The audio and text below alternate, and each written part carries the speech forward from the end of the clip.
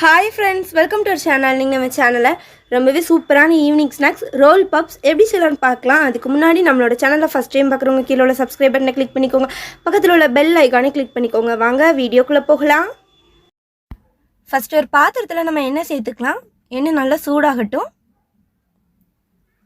எண்ணெய் நல்லா சூடானதுக்கப்புறமா 2 பெரிய வெங்காயம் அதை நல்லா குட்டி குட்டியாக கட் பண்ணி வச்சுருக்கோம். அதை சேர்த்து நல்லா கலந்து விட போகிறோம். வெங்காயம் ஓரளவுக்கு வதங்கி வரட்டும்.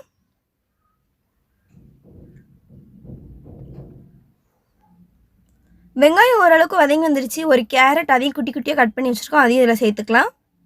கேரட் சேர்த்து நல்லா கலந்து விட்டுக்கோங்க.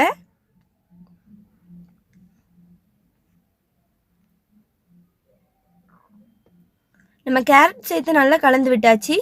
ஒரு கேப்சிகம் அதை நல்லா குட்டி குட்டியாக கட் பண்ணி வச்சுருக்கோம். அதையும் சேர்த்துக்கலாம். விதை எல்லாமே நீக்கிட்டு நல்லா குட்டி குட்டியாக கட் பண்ணி சேர்த்துக்கோங்க. நாங்கள் இன்றைக்கி இவ்வளோ வெஜிடபிள்ஸ் தான் சேர்த்துக்கிறோம். நீங்கள் முட்டைக்கோஸ் கூட சேர்த்துக்கலாம். அதுவும் சூப்பராக இருக்கும். இப்போ இதை நல்லா கலந்து விட்டுக்கலாம்.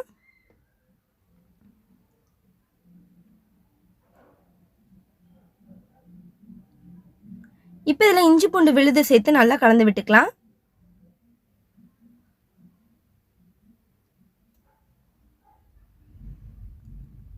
உப்பு தேவையான அளவு அதையும் சேர்த்து நல்லா கலந்து விட்டுக்கோங்க. ஸ்டஃபிங்க்கு தேவையான அளவு உப்பு சேர்த்துக்கோங்க.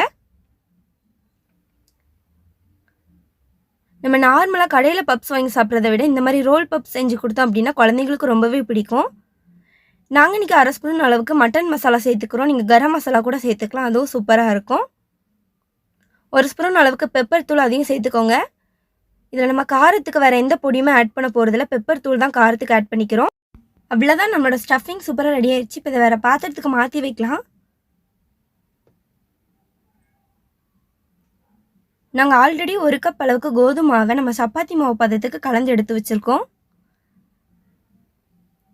இப்போ நம்ம ரெடி பண்ணி வச்சுருக்க மாவுலேருந்து ஒரு மீடியம் சைஸ் பாலாக நம்ம உருட்டி எடுத்துக்கலாம். நாங்கள் மாவில் ஆல்ரெடி உப்பு சேர்த்து தான் விரவி எடுத்து வச்சுருக்கோம். இந்த மாதிரி மீடியம் சைஸ் பாலாக நம்ம உருட்டி எடுத்துக்கலாம். இப்போ இதை விரித்து எடுத்துக்க போகிறோம். நம்ம ரெடி பண்ணி வச்சுருக்க மாவில் கொஞ்சமாக கோதுமை மாவு தொட்டுட்டு இதை நம்ம பூரிக்கு விரிக்கிற மாதிரி விரித்து எடுத்துக்கலாம். நம்ம நார்மலாக பூரிக்கு எப்படி செய்வோமோ அதே மாதிரி தான் விரித்து எடுத்துக்க போகிறோம்.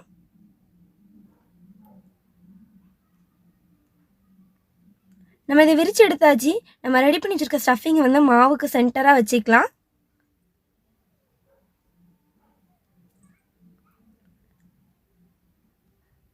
இப்போ இந்த சைடில் இருக்க 2 மாவுமே இந்த மாதிரி நம்ம ஒட்டி விட போகிறோம். மடக்கி விட்டுக்கோங்க.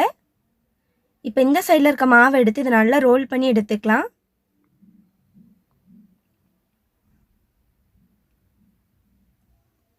அந்த ஓரங்களை வந்து நல்லா ஒட்டி விட்டுக்கோங்க. பிரிஞ்சு வராத அளவுக்கு நல்லா ஒட்டி விட்டுக்கலாம்.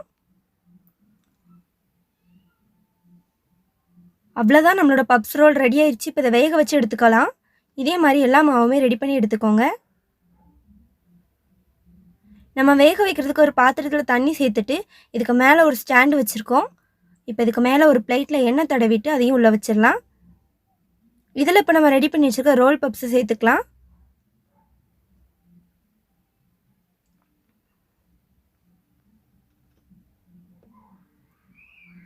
நம்ம எல்லா மாவுமே வச்சாச்சு. இதை ஒரு மூடி போட்டு மூடி வைக்கலாம். 15 நிமிஷம் இது நல்லா வெந்து வரட்டும்.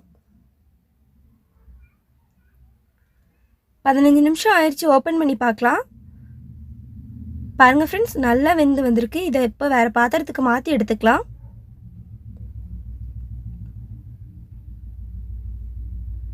பப்ஸ்க்கு மேலே கோட்டிங் கொடுக்கறதுக்காக ஒரு பாத்திரத்தில் 2 ஸ்பூன் அளவுக்கு தயிர் சேர்த்துருக்கோம்.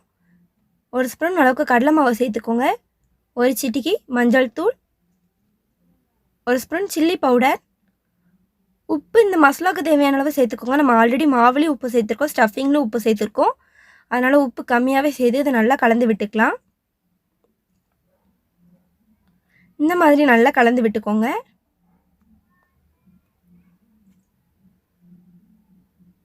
பாருங்கள் ஃப்ரெண்ட்ஸ், நம்மளோட மாவு சூப்பராக ரெடி ஆயிடுச்சு.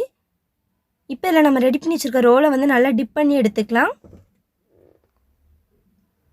இந்த மாதிரி ஒன்று ஒன்றா சேர்த்து நல்லா டிப் பண்ணி எடுத்துக்கோங்க.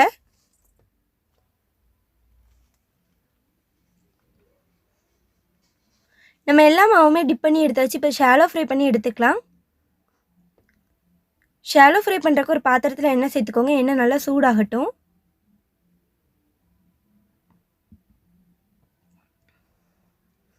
எண்ணெய் நல்லா சூடாயிடுச்சுல, நம்ம ரெடி பண்ணி வச்சுருக்க ரோல் பப்ஸை வச்சுக்க போகிறோம். ஸ்டவ்வை வந்து லோ ஃப்ளேமில் வச்சு இதை நல்லா வெந்து எடுத்துக்கலாம்.